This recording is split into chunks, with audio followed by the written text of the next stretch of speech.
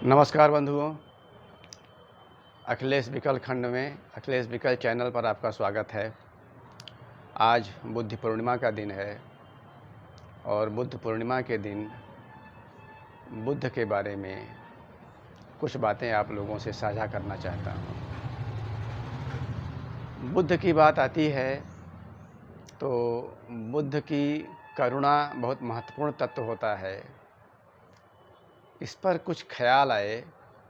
बात तो ये बहुत दिन से सुनी गई, लेकिन हमेशा पूरी तरह पकड़ में नहीं आती थी।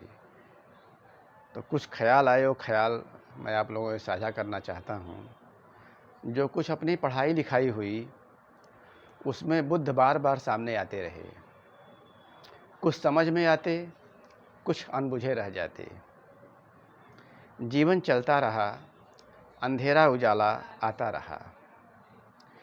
इसी शुद्ध बेसुध यात्रा में एक उम्र बीतने के बाद सौभाग्यवश किन्हीं प्रकाशित क्षणों में बुद्ध की करुणा का मर्म समझ में आया। किन्हीं प्रकाशित क्षणों में बुद्ध की करुणा का मर्म समझ में आया। बुद्ध की करुणा की सार्वभौमिकता और सार्वकालिकता समझ में आई।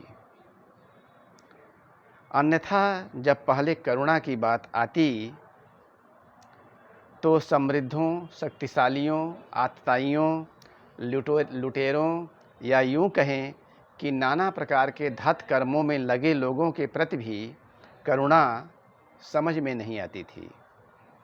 अचानक एक प्रकाश किरण कमाल कर गई और यह भेद खोल गई।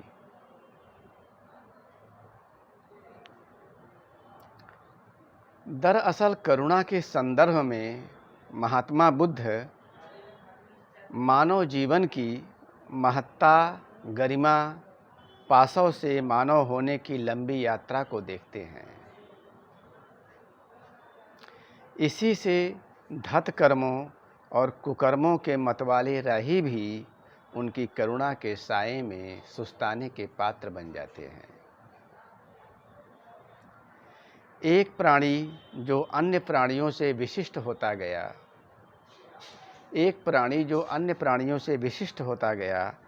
अपनी उत्तम अद्भुत यात्रा के नाते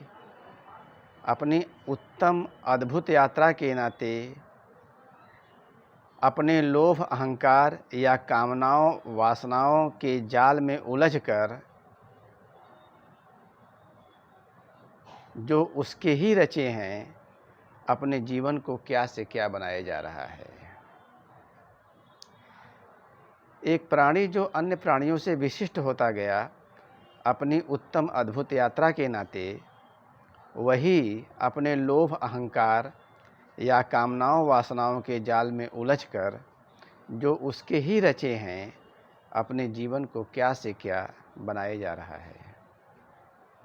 एक स्वस्थ मानव जीवन जो सुख, शांति, सौंदर्य के संसार में विचरने के लिए है, एक स्वस्थ मानव जीवन जो सुख, शांति, सौंदर्य के संसार में विचरने के लिए है, वह अपनी विवेकहीनता में लोभ, मोह, अहंकार की तर्क सिद्ध छलनाओं में, चालाकियों के भ्रम जाल में रमा रहता है और हास्यास्पद रूप से सुख शांति की तलाश करता रहता है। इस तरह संसार के धनी मानी, शक्तिशाली, धतकर्मों के राही सर्वाधिक करुणा के पात्र हो जाते हैं। करुणा के ऐसे पात्र जिन्हें ध्यान भी नहीं कि अपने बड़े कर्मों, लक्ष्यों, प्राप्तियों, अप्राप्तियों से वे अपनी कारुणिकता ही बढ़ाते जा रहे हैं।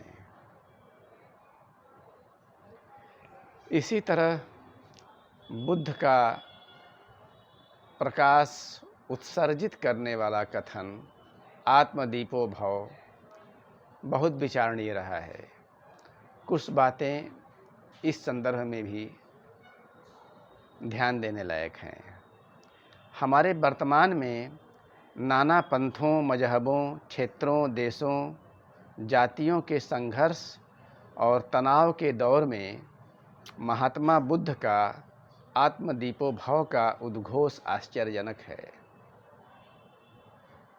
जहाँ पंथों, मजहबों, राष्ट्रों, जातियों के बड़े बड़े नेता अपनी बात के अलावा किसी की एक स्वस्थ सांस के प्रति भी दुराग्रही हो जाते हैं, वहाँ अपने समय में अपने आगे महान शासकों, सेठों के नतमस्तक होने के बावजूद, धर्म का उत्कृष्ट मार्ग प्रकाशित हो जाने के बावजूद, भगवान की मान्यता पा जाने के बावजूद, सारी अहमन्यता को, महत्ता के शिखर को झटक कर आत्मदीपो भव का मंत्र गुंजायमान कर देना मानव सभ्यता के इतिहास में अद्भुत है, अद्वितीय है, न भूतो न भविष्यति है। वस्तुतः आत्मदीपो भव का मंत्र बेहद दुष्कर है, किंतु निश्चित ही स्वर्ग की कल्पनाओं, छलनाओं से बेहतर दुनिया बनाने में सक्षम है। किसी के बताए मार्ग पर तो लोग चलते ही हैं, किंतु अपनी वासनाओं के वशीभूत होकर हर मार्ग में छलपूर्वक ऐसे किंतु परंतु सर्ग उपसर्ग जोड़ लेते हैं कि वह मार्ग सम्यक मार्ग को हास्यास्पद बना देता है, अंधता की खेती को लहलहा देता है। इधर आत्मदीपो भव का सूत्र यह तो हमेशा जागने का, चैतन्य रहने का रास्ता है। यह तो हमेशा जागने का, चैतन्य रहने का रास्ता है। हर कदम पर, हर क्षण जहाँ अपने आप की मीमांसा, अपनी राह की मीमांसा चलती रहेगी, वहाँ वासनाएं, छलनाएं, तरह तरह के मनोविकार भला कहाँ टिकेंगे। इस तरह सारे भेद, सारे तनाव, सारे संघर्ष स्वतः विलीन होते जाते हैं।